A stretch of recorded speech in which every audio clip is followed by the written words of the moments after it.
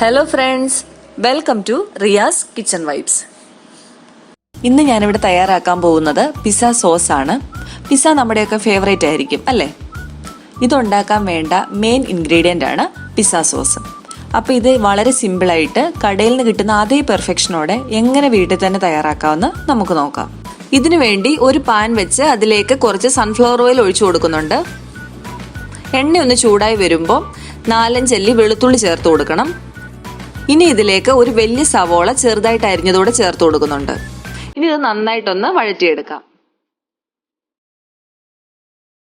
ഇനി ഇതിലേക്ക് 1 teaspoon oregano ചേർക്കുന്നുണ്ട്.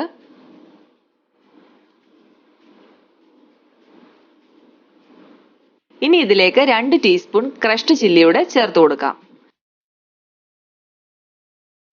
നിങ്ങളുടെ എരിവിനനുസരിച്ച് ക്രഷ്ഡ് ചില്ലിയുടെ അളവ് കൂട്ടുകയോ കുറയ്ക്കുകയോ ചെയ്യാവുന്നതാണ്.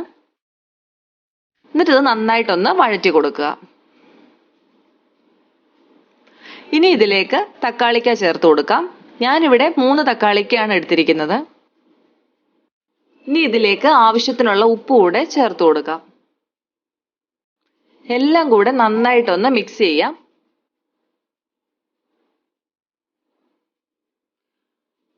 ഒറിഗാനോയുടെ ആ ഒരു സ്മെല്ലും ടേസ്റ്റും തക്കാളിക്കയുടെ ഒക്കെ ആ ഒരു ടേസ്റ്റും എല്ലാം തമ്മിൽ നന്നായിട്ട് ബ്ലെൻഡ് ആവുന്നത് പോലെ ഒന്ന് മിക്സ് ചെയ്തെടുക്കണം. ഇനി ഇതൊരു ലിഡ് കൊണ്ടൊന്ന് അടച്ചു വെച്ച് വേവിച്ചെടുക്കാം. നമുക്കിതൊന്ന് തുറന്നു നോക്കാം. ഇപ്പം തക്കാളിക്കയൊക്കെ നന്നായിട്ട് വെന്തിട്ടുണ്ട്. ആ സ്കിന്നൊക്കെ അതിൽ നിന്ന് വിട്ടു വരുന്നുണ്ട്. നിങ്ങൾക്ക് വേണമെങ്കിൽ ഈ സ്കിന്ന് റിമൂവ് ചെയ്യാവുന്നതാണ്. നിർബന്ധമില്ല അങ്ങനെ ചെയ്യണമെന്ന്. പറ്റുമെങ്കിൽ മാത്രം റിമൂവ് ചെയ്താൽ മതി. അപ്പം നമുക്ക് കൈ കൊണ്ട് ഈ സ്കിൻ ഇപ്പോൾ റിമൂവ് ചെയ്യാൻ പറ്റത്തില്ല. ഒന്നുകിൽ ആ സ്പൂൺ കൊണ്ട് തന്നെ റിമൂവ് ചെയ്യാൻ നോക്കുക. അല്ലെങ്കിൽ ഇതുപോലെ ഒരു ഫോർക്ക് ഉപയോഗിച്ച് ആ സ്കിന്ന് ഒന്ന് പതുക്കെ ഒന്ന് തട്ടിയാൽ അതിങ്ങ് പോരും. തക്കാളിക്കയുടെ സ്കിന്നൊക്കെ ഒരുവിധം റിമൂവ് ചെയ്തിട്ടുണ്ട്. ഇനി ഇത് നന്നായിട്ടൊന്ന് ഉടച്ചു ചേർക്കണം. ചെറിയ കഷ്ണങ്ങളായിട്ടൊക്കെ തക്കാളിക്ക കിടക്കുന്നുണ്ടാവും. അതും കൂടെ ഈ സ്പൂൺ കൊണ്ട് നന്നായിട്ട് ഇതുപോലെ ഉടച്ചെടുക്കണം. ഇനി ഇതിലേക്ക് 1 ടീസ്പൂൺ കാശ്മീരി ചില്ലി പൗഡർ കൂടെ ചേർത്ത് കൊടുക്കുന്നുണ്ട്. എന്നിട്ട് ഇത് നന്നായിട്ടൊന്ന് മിക്സ് ചെയ്തെടുക്കാം.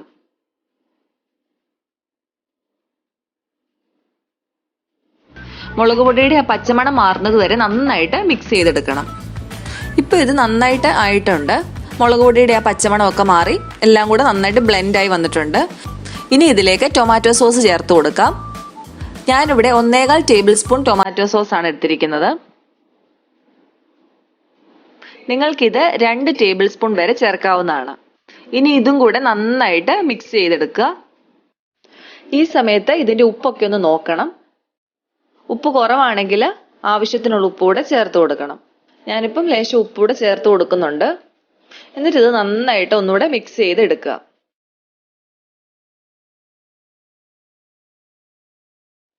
ഇനി ഇതിലേക്ക് 1 ടീസ്പൂൺ വിനാഗിരി കൂടി ചേർത്ത് കൊടുക്കാം. ഇനി ഇതെല്ലാം കൂടെ നന്നായിട്ടൊന്ന് യോജിപ്പിച്ചെടുക്കാം.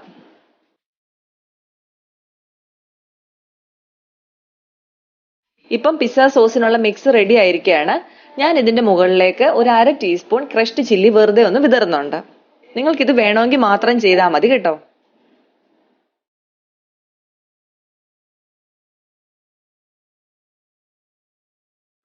അടിപൊളിയായിട്ടുള്ള പിസ്സ സോസിനുള്ള മിക്സ് റെഡി ആയി കഴിഞ്ഞു. ഇനി ഇതൊന്ന് അരച്ചെടുക്കണം. പക്ഷേ ഇപ്പോൾ ഈ ചൂടോടെ നമുക്ക് മിക്സിയിൽ ജാറിലോട്ട് ഇട്ട് കൊടുക്കാൻ പറ്റില്ല.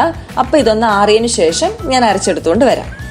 അപ്പോൾ അടിപൊളിയായിട്ടുള്ള നമ്മളുടെ പിസ്സ സോസ് റെഡി ആയിട്ടുണ്ട്. അപ്പോൾ തീർച്ചയായിട്ടും നിങ്ങളിത് ട്രൈ ചെയ്ത് നോക്കണം. കടയിൽ നിന്ന് വാങ്ങുന്ന പിസ്സ സോസിനേക്കാളും തീർച്ചയായിട്ടും ഇത് ടേസ്റ്റിയാണ്. നിങ്ങൾ എല്ലാവരും ട്രൈ ചെയ്ത് നോക്കുക. പിസ്സയൊക്കെ ഉണ്ടാക്കാൻ നേരത്ത് ഇനി ഇതുപോലെ സോസ് ഉണ്ടാക്കി തീർച്ചയായിട്ടും ട്രൈ ചെയ്യുക. അഭിപ്രായങ്ങൾ അറിയിക്കുക. അപ്പോൾ ഇന്നത്തെ റെസിപ്പി എല്ലാവർക്കും ഇഷ്ടമായെന്ന് വിചാരിക്കുന്നു. ഇഷ്ടമായെങ്കിൽ ലൈക്ക് ചെയ്യുക, കമൻറ്റ് ചെയ്യുക, ഷെയർ ചെയ്യുക. പിന്നെ നമ്മളുടെ ചാനൽ ആരെങ്കിലും സബ്സ്ക്രൈബ് ചെയ്തിട്ടില്ലെങ്കിൽ പ്ലീസ് സബ്സ്ക്രൈബ്. ഇനി ഒരു അടിപൊളി ഡിഷുമായിട്ട് നമുക്ക് കാണാം. Thanks for watching.